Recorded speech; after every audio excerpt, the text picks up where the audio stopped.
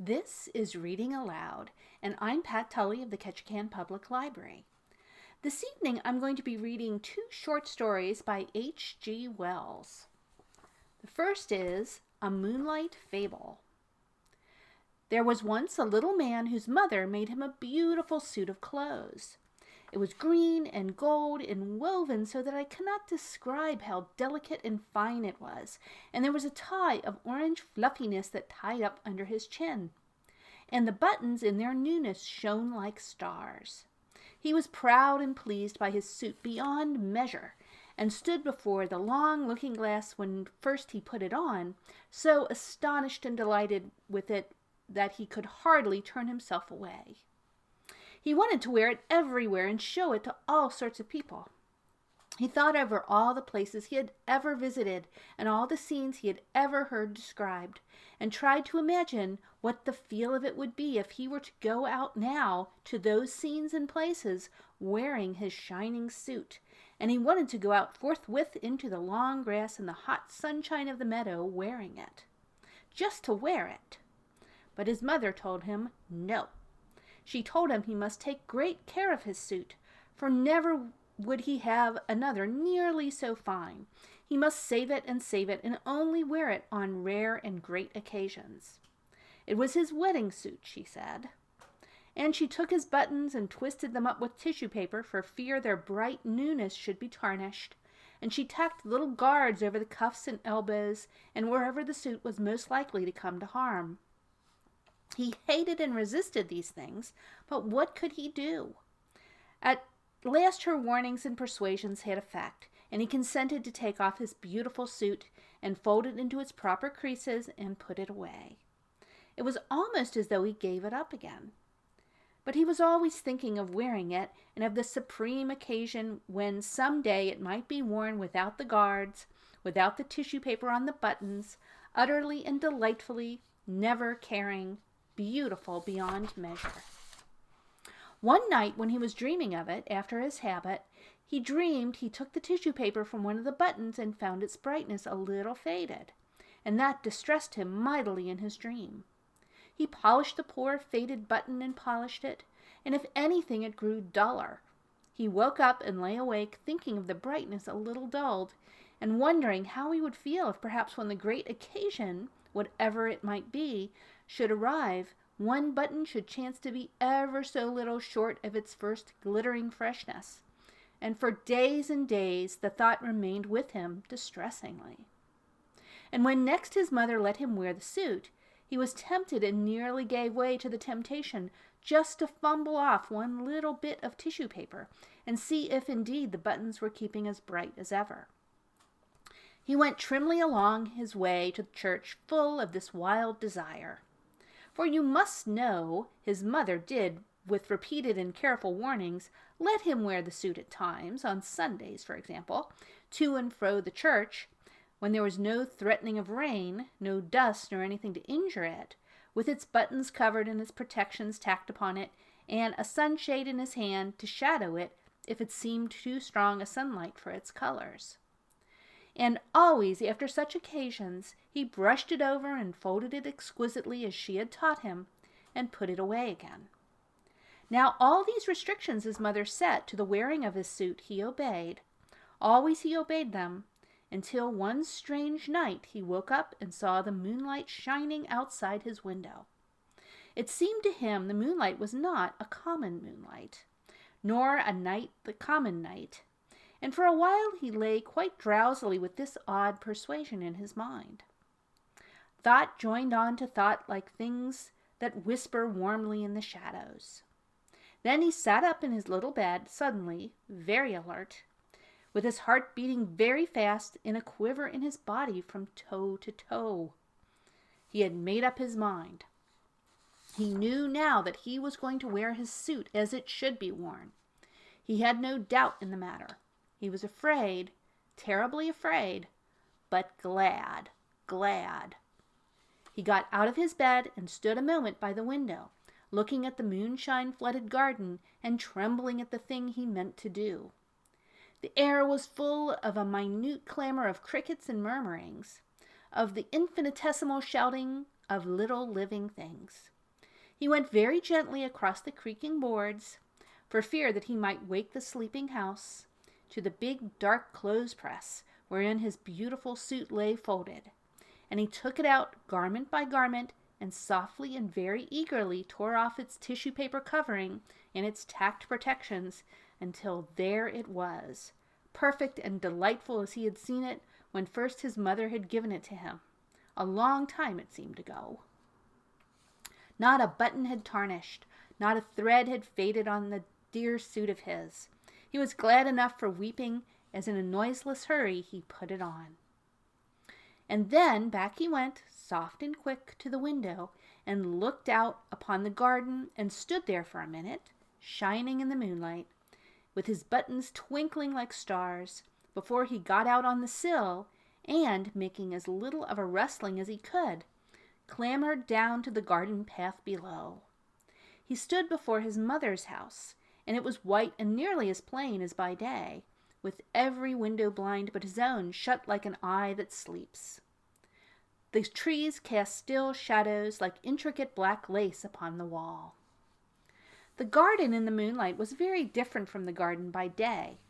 Moonshine was tangled in the hedges and stretched in phantom cobwebs from spray to spray.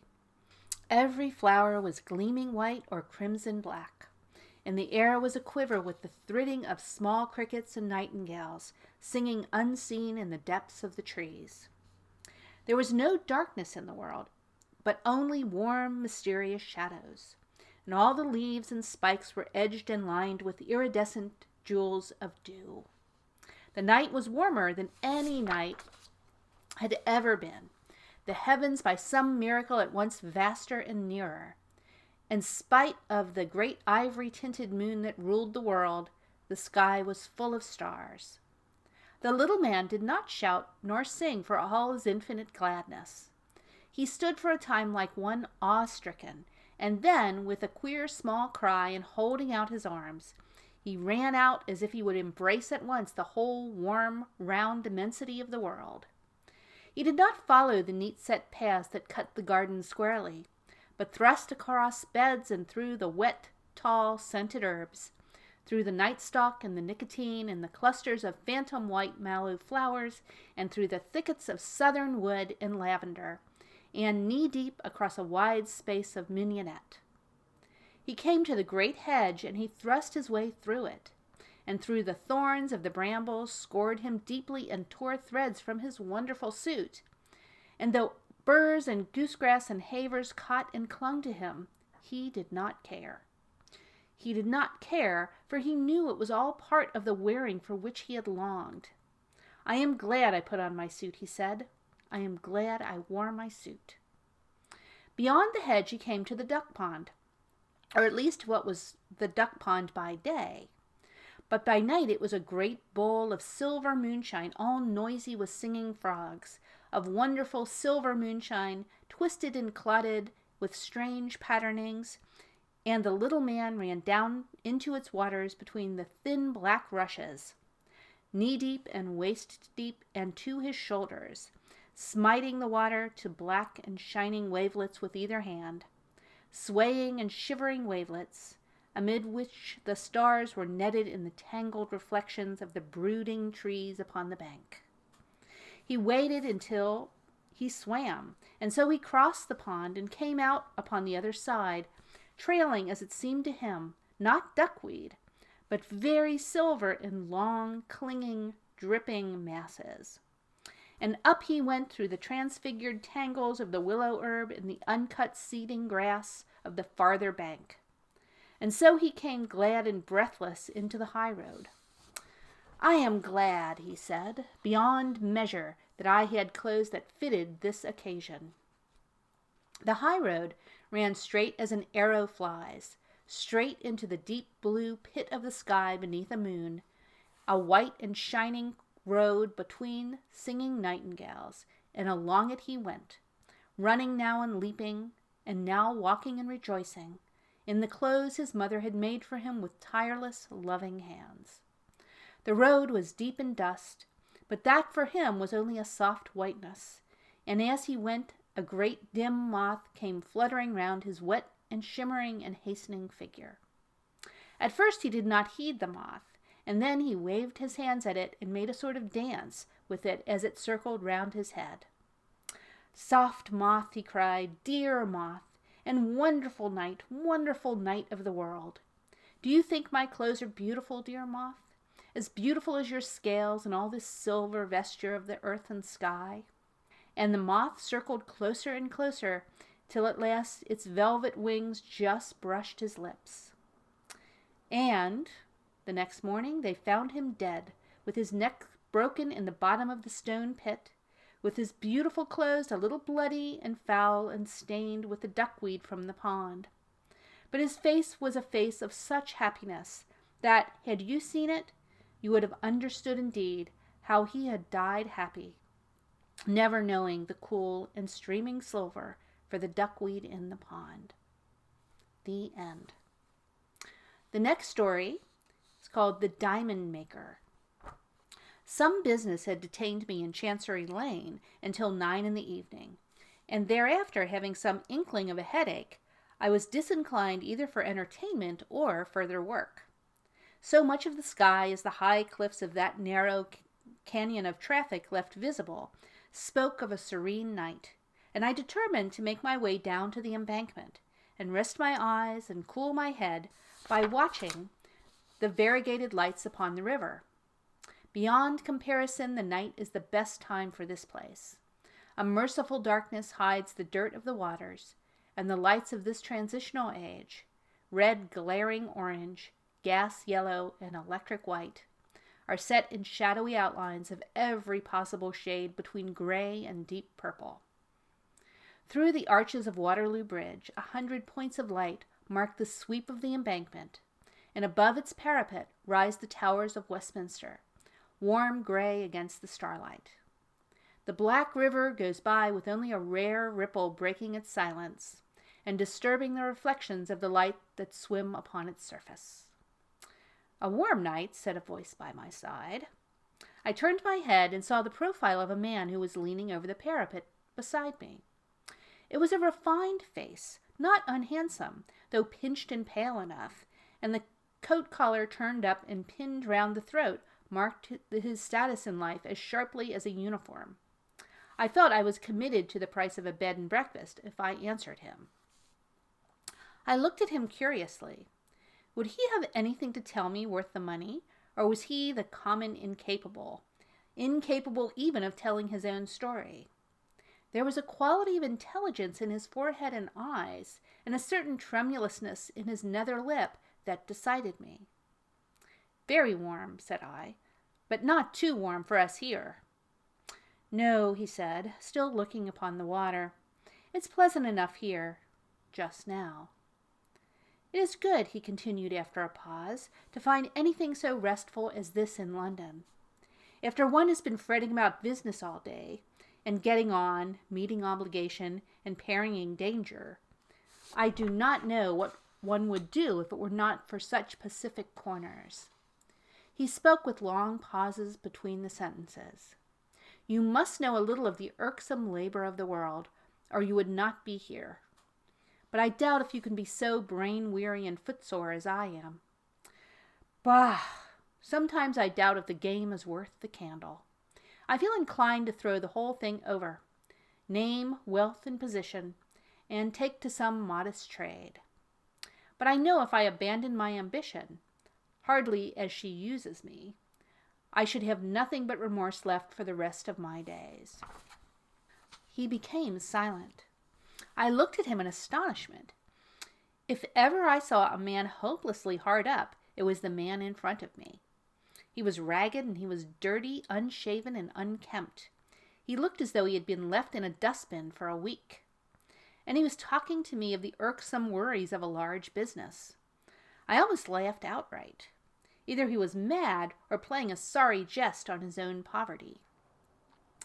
"If high aims and high positions," said I, "have their drawbacks of hard work and anxiety, they have their compensations. Influence, the power of doing good, of assisting those weaker and poorer than ourselves. And there is even a certain gratification in display. My banter under the circumstances was in very vile taste. I spoke on the spur of the contrast of his appearance and speech. I was sorry even while I was speaking. He turned a haggard but very composed face upon me. Said he, "I forgot myself. Of course you would not understand." He measured me for a moment. "No doubt it is very absurd. You will not believe me even when I tell you, so that it is fairly safe to tell you. And it will be a comfort to tell someone. I really have a big business in hand, a very big business. But there are troubles just now. The fact is, I make diamonds." "I suppose," said I, "you are out of work just at present." "I am sick of being disbelieved," he said impatiently, and suddenly unbuttoning his wretched coat, he pulled out a little canvas bag that was hanging by a cord around his neck. From this he produced a brown pebble. "I wonder if you know enough to know what this is." He handed it to me.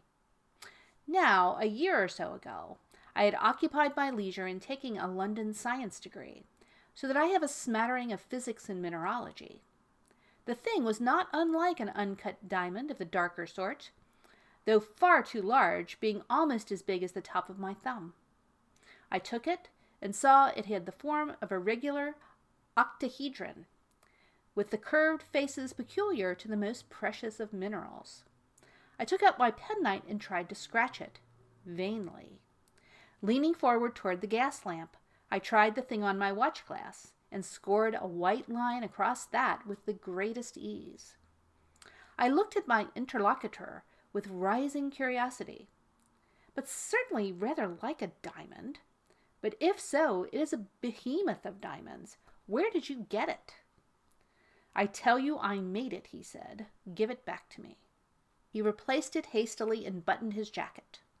"I will sell it you for £100, he suddenly whispered eagerly. With that my suspicions returned. The thing might, after all, be merely a lump of that almost equally hard substance, corundum, with an accidental resemblance in shape to the diamond. Or if it was a diamond, how came he by it, and why should he offer it at £100? We looked into one another's eyes. He seemed eager, but honestly eager. At that moment I believed it was a diamond he was trying to sell. Yet I am a poor man. £100 would leave a visible gap in my fortunes, and no sane man would buy a diamond by gaslight from a ragged tramp on his personal warranty only. Still, a diamond that size conjured up a vision of many thousands of pounds. Then, thought I, such a stone could scarcely exist without being mentioned in every book on gems, and again I called to mind the stories of contraband and light-fingered Kafirs at the Cape. I put the question of purchase to one side. "How did you get it?" said I. "I made it." I had heard something of the Moisen, but I knew his artificial diamonds were very small. I shook my head. "You seem to know something of this kind of thing. I will tell you a little about myself. Perhaps then you may think better of the purchase." He turned round with his back to the river and put his hands in his pockets. He sighed. "I know you will not believe me." "Diamonds," he began, and as he spoke his voice lost its faint flavor of the tramp and assumed something of the easy tone of an educated man, "are to be made by throwing carbon out of combination in a suitable flux and under a suitable pressure. The carbon crystallizes out, but not as black lead or charcoal powder, but as small diamonds. So much has been known to chemists for years, but no one yet had hit upon exactly the right flux in which to melt up the carbon, or exactly the right pressure for the best results. Consequently, the diamonds made by chemists are small and dark, and worthless as jewels.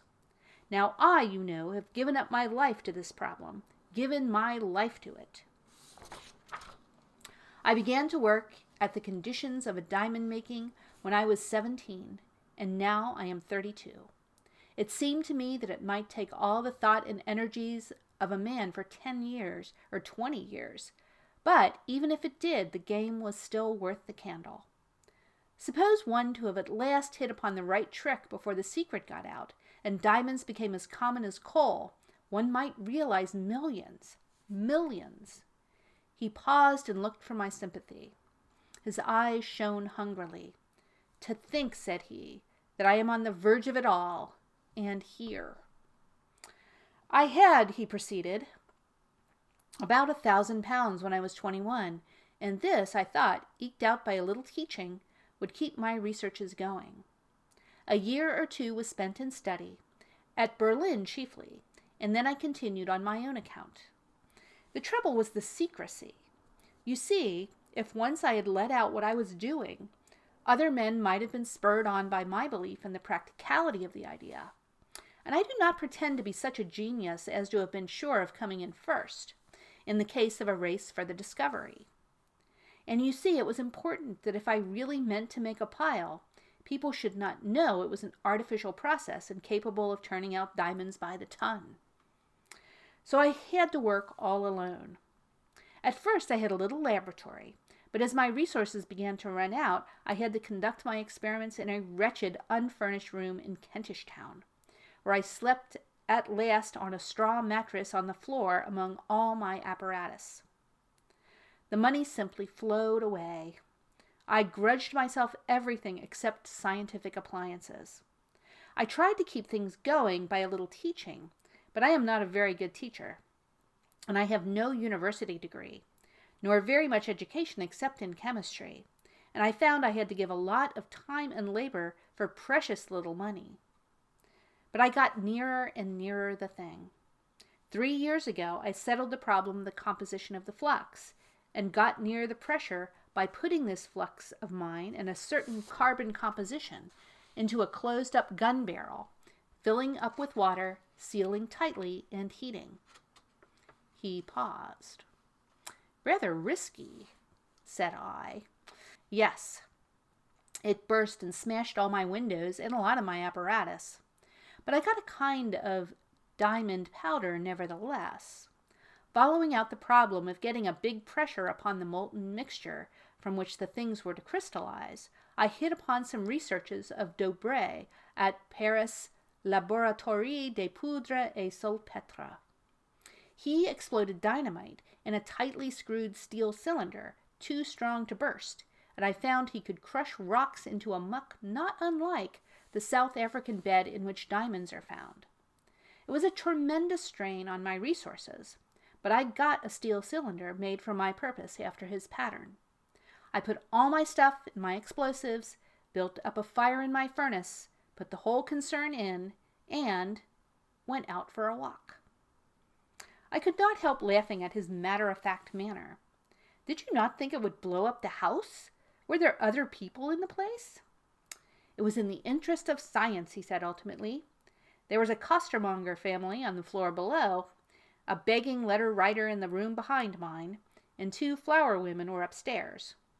Perhaps it was a bit thoughtless, but possibly some of them were out. When I came back, the thing was just where I left it, among the white-hot coals. The explosive hadn't burst the case, and then I had a problem to face. You know, time is an important element in crystallization. If you hurry the process, the crystals are small. It is only by prolonged standing that they grow to any size. I resolved to let this apparatus cool for 2 years, letting the temperature go down slowly during the time. And I was now quite out of money, and with a big fire and the rent of my room, as well as my hunger to satisfy, I had scarcely a penny in the world. I can hardly tell you all the shifts I was put to while I was making the diamonds. I have sold newspapers, held horses, opened cab doors. For many weeks I addressed envelopes. I had a place as an assistant to a man who owned a barrow, and used to call me down one side of the road while he called down the other. Once for a week I had absolutely nothing to do, and I begged. What a week that was! One day the fire was going out, and I had eaten nothing all day, and a little chap taking his girl out gave me 6pence to show off. Thank heaven for vanity! How the fish shop smelt! But I went and spent it all on coals, and had the furnace bright red again. And then, well, hunger makes a fool of a man. At last 3 weeks ago, I let the fire out. I took my cylinder and unscrewed it while it was still so hot that it punished my hands. And I scraped out the crumbling lava-like mass with a chisel and hammered it into powder on an iron plate. And I found 3 big diamonds and 5 small ones. As I sat on the floor hammering, my door opened and my neighbor, the begging letter writer, came in. He was drunk. He usually is. "Nurchist," he said. "You're drunk," said I. "'Structive scoundrel," said he. "Go to your father," said I, meaning the father of lies. "Never you mind," said he, and gave me a cunning wink, and hiccuped, and leaning up against the door, with his other eye against the doorpost, began to babble about how he had been prying in my room, and how he had gone to the police that morning, and how they had taken down everything he had to say. Then I suddenly realized I was in a hole. Either I should have to tell these police my little secret, and the whole thing blown upon, or be lagged as an anarchist.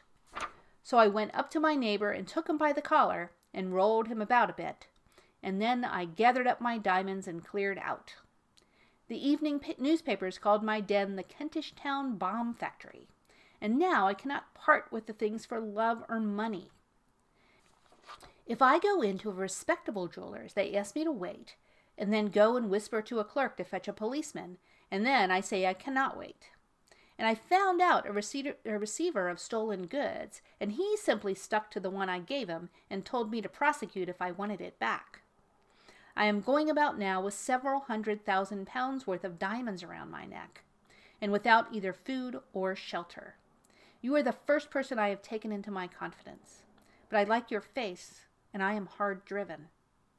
He looked into my eyes. It would be madness, said I, for me to buy a diamond under circumstances. Besides, I do not carry hundreds of pounds about in my pocket. Yet I more than half believe your story. I will, if you like, do this. Come to my office tomorrow. You think I am a thief, he said keenly. You will tell the police. I am not coming into a trap. Somehow I am assured you are no thief. Here's my card. Take that anyhow. You need not to come to any appointment. Come when you will. He took the card in an earnest of my goodwill. Think better of it and come, said I. He shook his head doubtfully. I will pay back the half-crown with interest some day. Such interest as will amaze you, said he. Anyhow, will you keep the secret? Don't follow me. He crossed the road and went into the darkness toward the little steps under the archway leading into Essex Street, and I let him go. And that was the last I ever saw of him. Afterwards I had 2 letters from him asking me to send banknotes, not checks, to certain addresses. I weighed the matter over and took what I conceived to be the wisest course. Once he called upon me when I was out. My urchin described him as a very thin, dirty, and ragged man with a dreadful cough. He left no message. That was the finish of him so far as my story goes. I wonder sometimes what has become of him. Was he an ingenious monomaniac, or a fraudulent dealer in pebbles? Or has he really made diamonds as he asserted? The latter is just sufficiently credible to make me think at times that I have missed the most brilliant opportunity of my life. He may, of course, be dead, and his diamonds carelessly thrown aside. One, I repeat, was almost as big as my thumb. Or he may still be wandering about trying to sell things. It is just possible he may yet emerge upon society and, passing athwart my heavens in the serene altitude sacred to the wealthy and the well-advertised, reproach me silently for my want of enterprise. I sometimes think I might at least have risked £5. The end. Thank you so much for listening, and have a good week.